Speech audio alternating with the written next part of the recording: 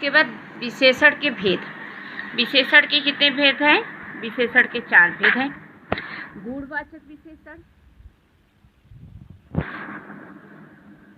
विशेषण के 4 भेद हैं।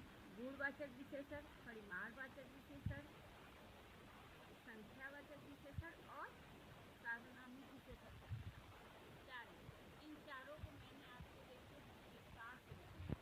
ये चारों विशेषण जैसे देख लीजिए,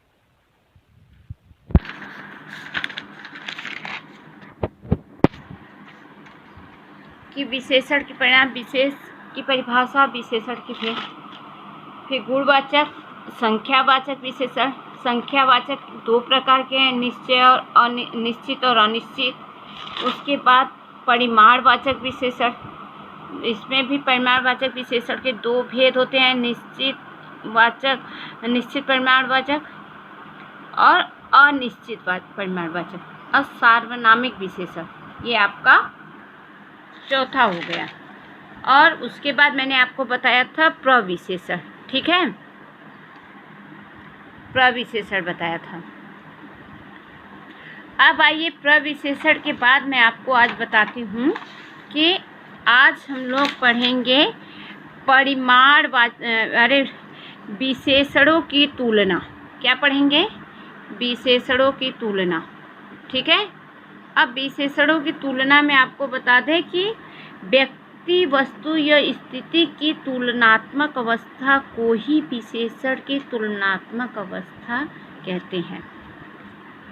व्यक्ति, वस्तु या स्थिति की तुलनात्मक अवस्था को ही विशेषण की तुलनात्मक अवस्था कहते हैं। जैसे मदन अच्छा लड़का है, अजय मदन से अधिक अच्छा लड़का है, प्रतीक सबसे अच्छा लड़का है। उपयुक्त वाक्य में 3 लड़कों के गुणों की तुलना की गई है।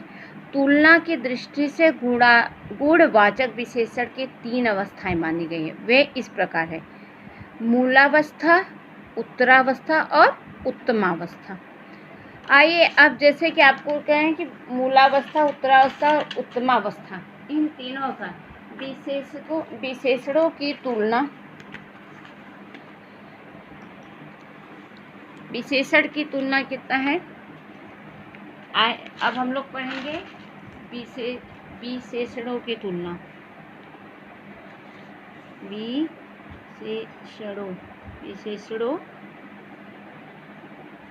की तुलना।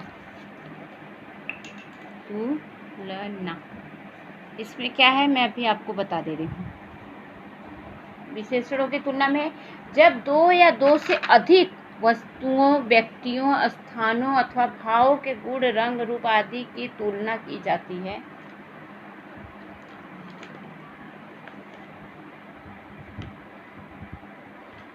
जब 2 या 2 से अधिक वस्तुओं,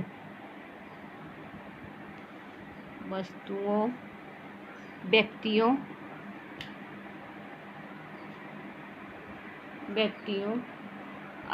स्थानों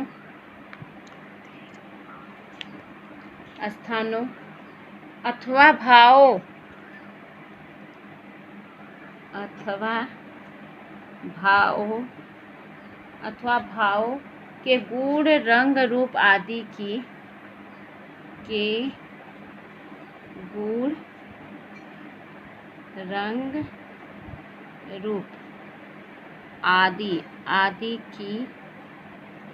तुलना की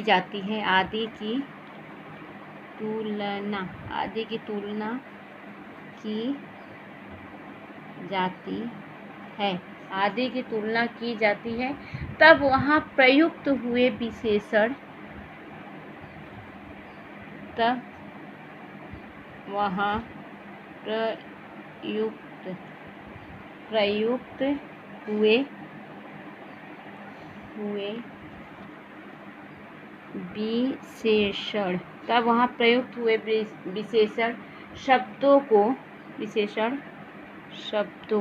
शब्दों को तुलनात्मक विशेषण कहा जाता है।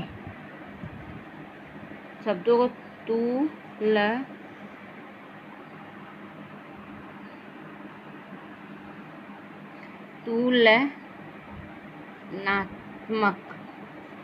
तुलनात्मक विशेषण कहा जाता है। अब आए उससे विशेषण में तुलना की दृष्टि से 3 अवस्थाएं हैं। विशेषण में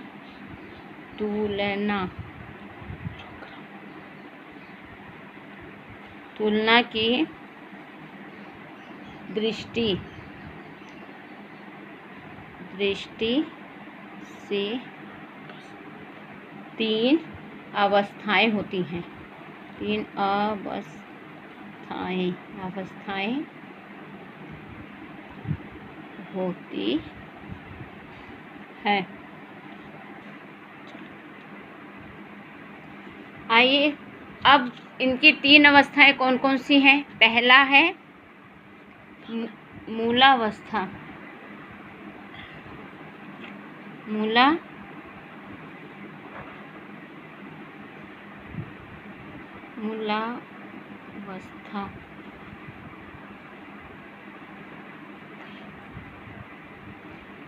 दूसरा है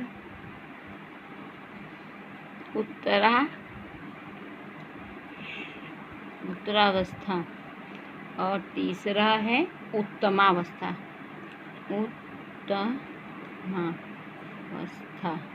ये तीनों क्या है?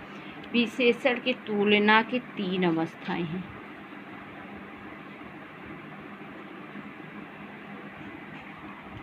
ये तीनों विशेषण की तुलना की 3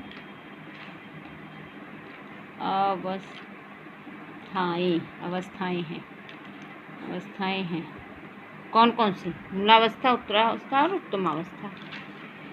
विशेषण की तुलना जब 2 या 2 से अधिक वस्तुओं, व्यक्तियों, स्थानों अथवा भावों के गुण, रंग, रूप आदि की तुलना की जाती है, तब वहाँ प्रयुक्त हुए विशेषण शब्दों को तुलनात्मक विशेषण कहा जाता है। विशेषण में तुलना की दृष्टि से 3 अवस्थाएं होती है। तीनों कौन कौन सी है? पहला है मूलावस्था, दूसरा उत्तरावस्था और तीसरा अवस्था। ये तीनों क्या है? विशेषण की तुलना की 3 अवस्थाएं हैं। अब इन तीनों अवस्थाओं को हम लोग विस्तार से पढ़ेंगे। ठीक है। पहला है आपका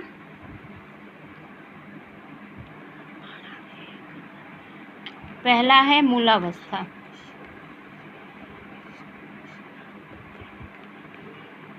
पहला क्या है? मूलावस्था।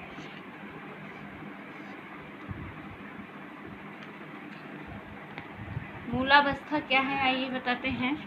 मूलावस्था में किसी व्यक्ति, वस्तु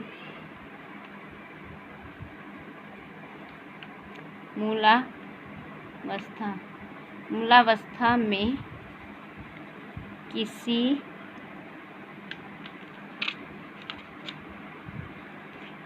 व्यक्ति,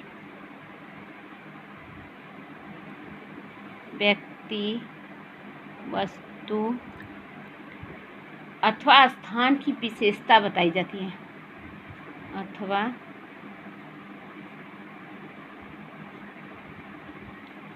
अथवा स्थान की विशेषता बताई जाती है।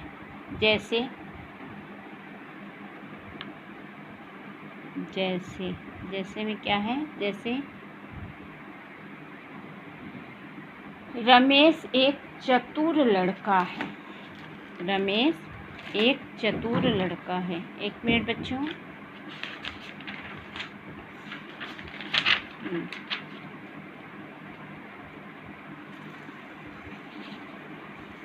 रमेश एक चतुर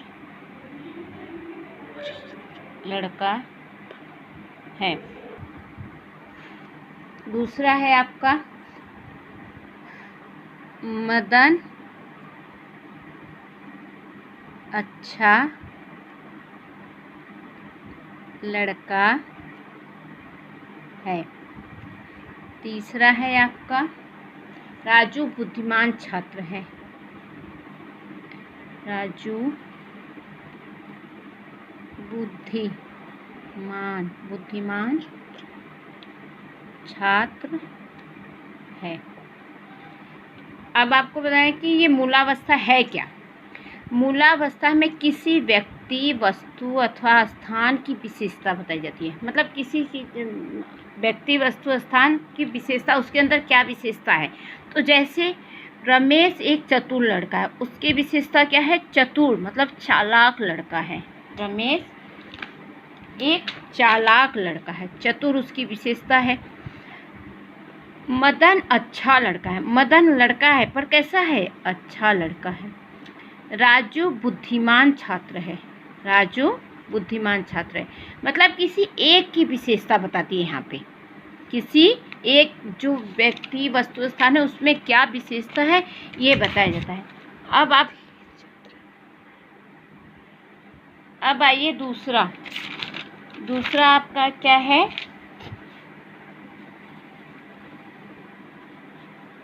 उत्तरावस्था। दूसरा है उत्तरावस्था।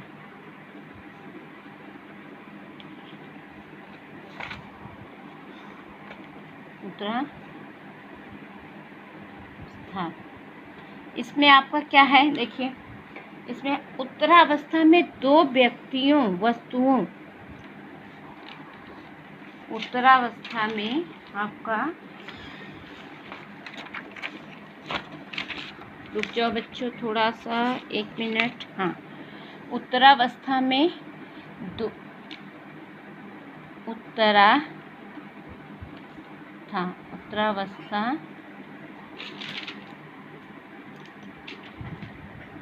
उत्तरावस्था में दो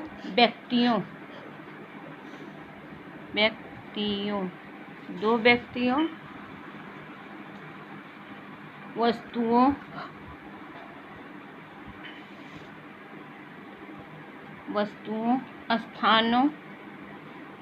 स्थानों, दो व्यक्तियों, वस्तुओं, स्थानों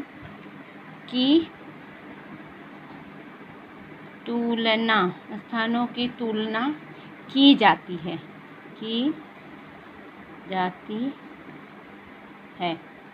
अर्थात एक को दूसरे से कम या ज़्यादा बताया जाता है।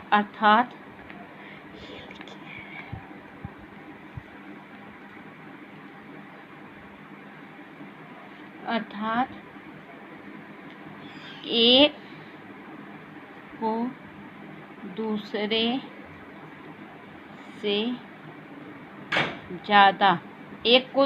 से ज़्यादा, या कम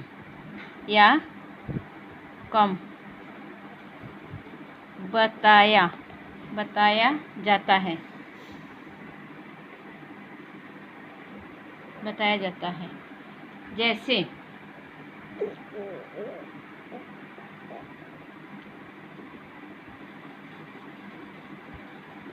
जैसे आपका हो गया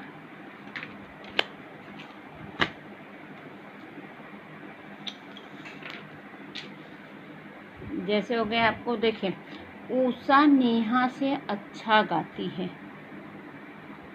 उषा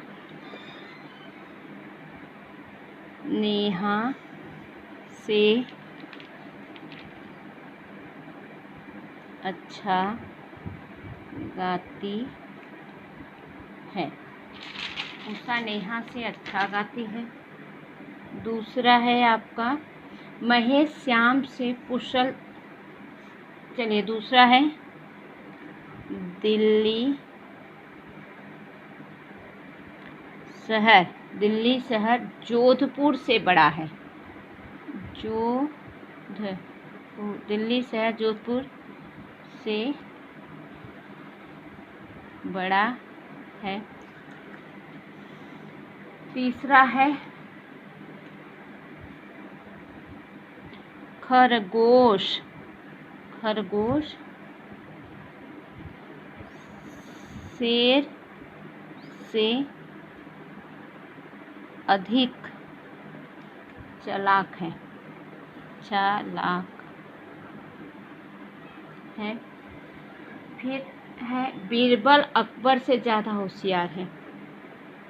बीरबल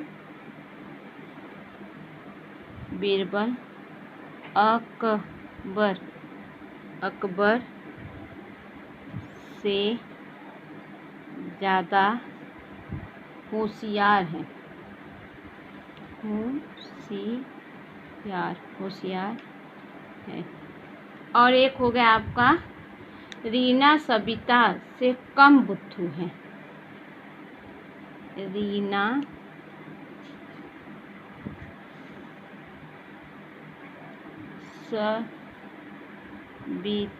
सविता से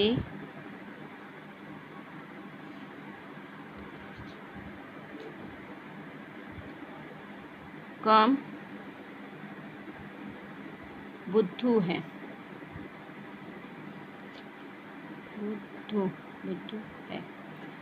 अब आइए यहाँ हम आपको बता दें कि किस तरह से उत्तरावस्था में दो व्यक्तियों, वस्तुओं, स्थानों की तुलना की जाती है, अर्थात एक को दूसरे से ज़्यादा या कम बताया जाता है।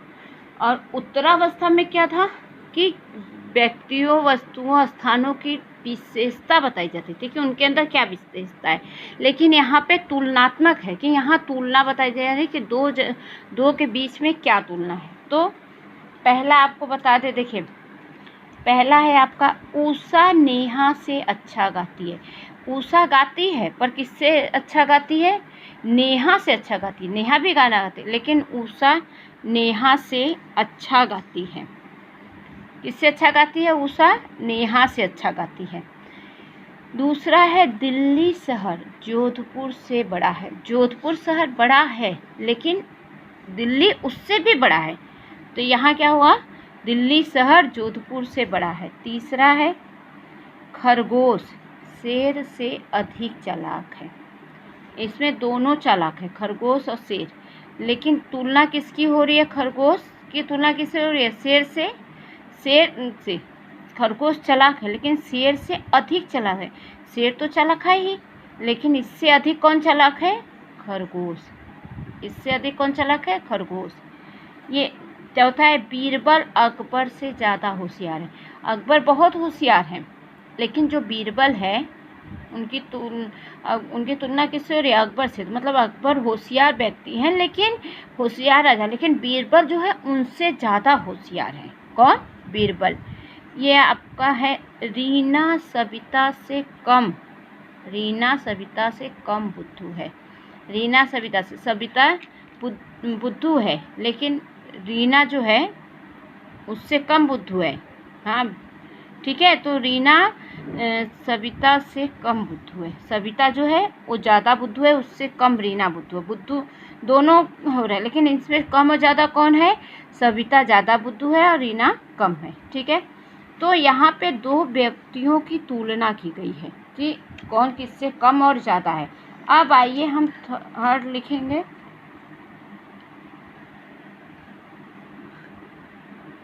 थर्ड आपका क्या है?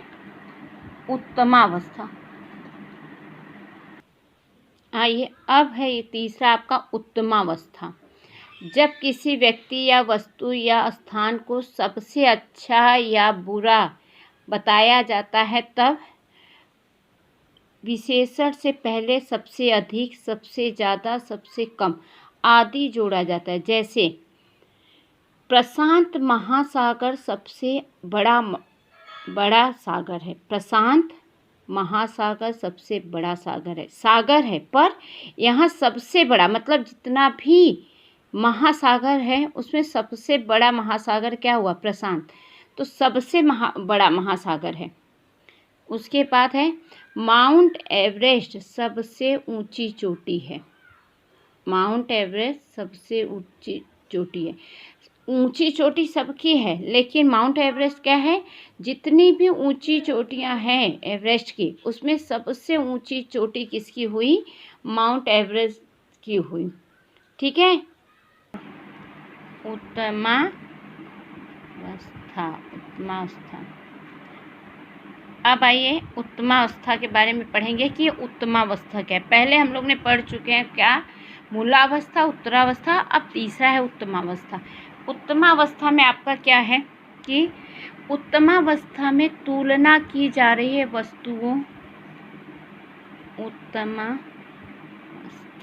उत्तमावस्था में तुलना की जा रही है। किसकी, वस्तुओं, व्यक्तियों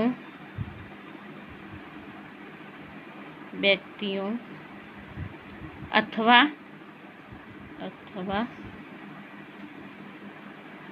स्थानों में। किसमें कर स्थानों में, किसी एक को, इन तीनों में से किसी एक को, इन तीनों में से किसी एक को बहुत महत्वपूर्ण स्थान दे दिया जाता है। किसी एक को बहुत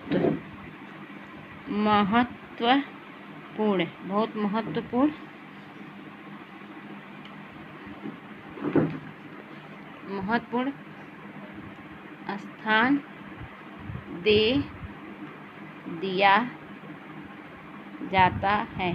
तीनों में से, मतलब तुलना हम तीनों की करते हैं, उसमें से किसी एक को बहुत सबसे ऊंचा बताया जाता है।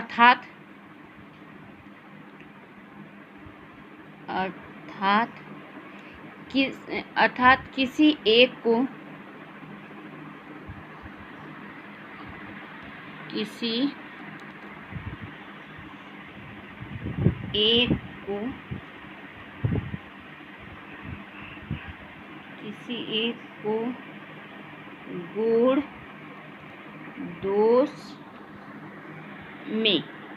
गुण में या दोष में सबसे अधिक या सबसे कम बताया जाता है। सबसे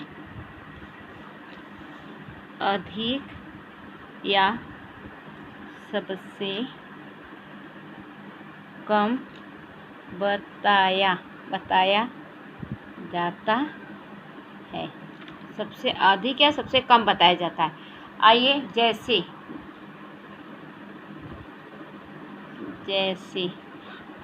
क्या, देखिए, जैसे हो गया कि रुपेश सबसे तेज दौड़ता है। रुपेश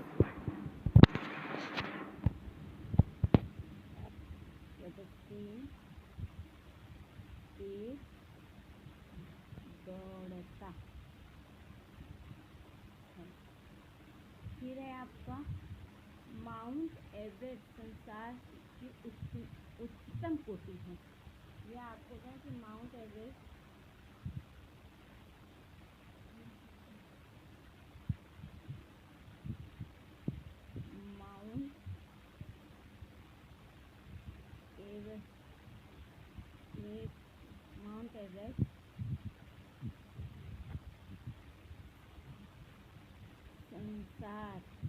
संसार की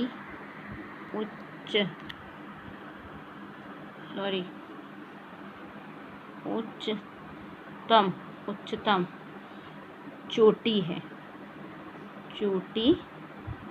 है।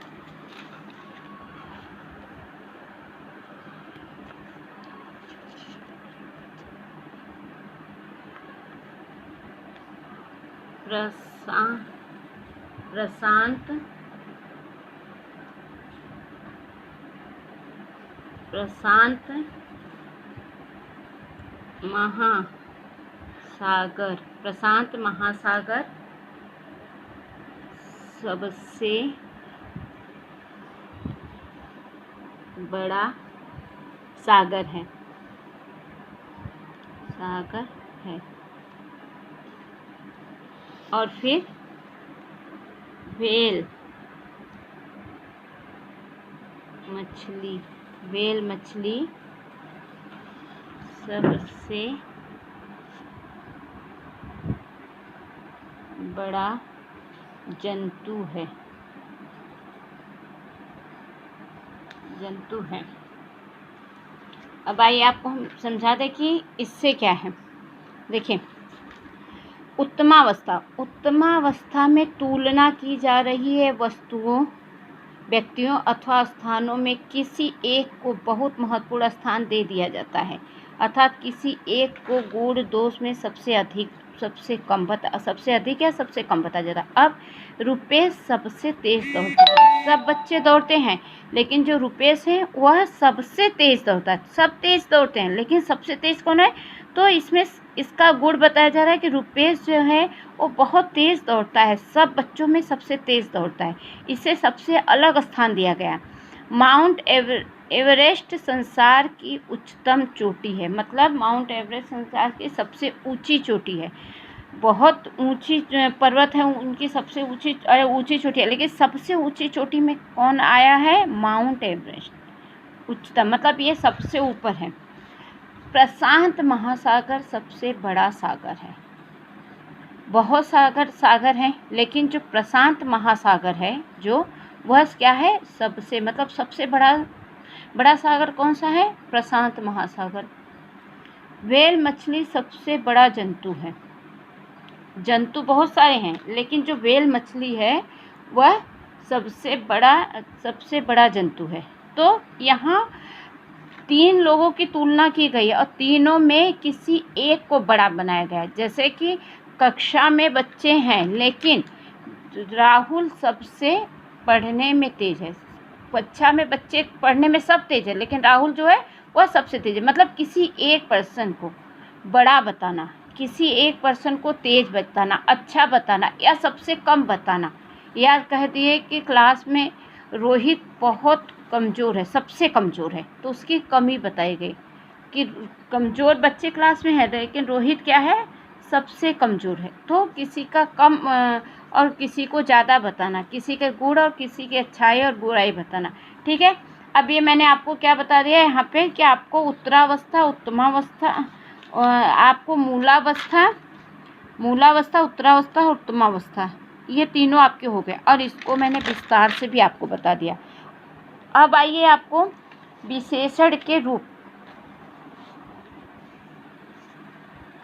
अब क्या बताएंगे हम लोग? विशेषण के रूप, विशेषण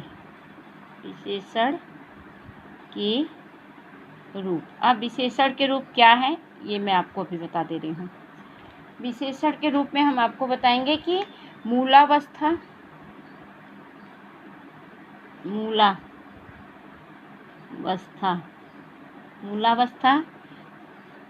उत्तरावस्था और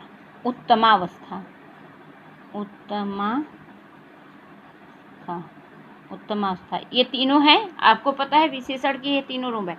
अब इन तीनों में कैसे बदलाव होता है वो देखिए।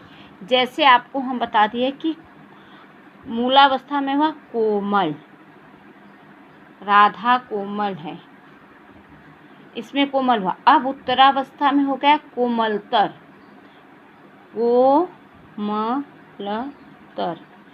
और उत्तमावस्था में हो गया कोमलतम,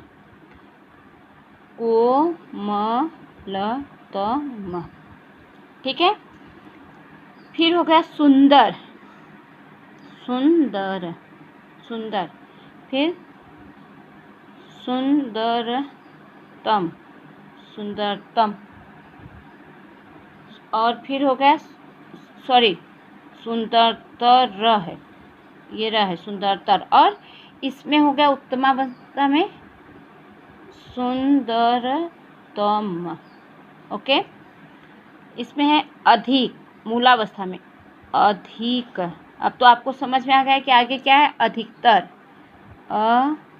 अधिकतर। और अधिकतम, अधिकतम। फिर लघु, क्या है? लघु, लघु, लघुतर और लघुतम, लघुतम।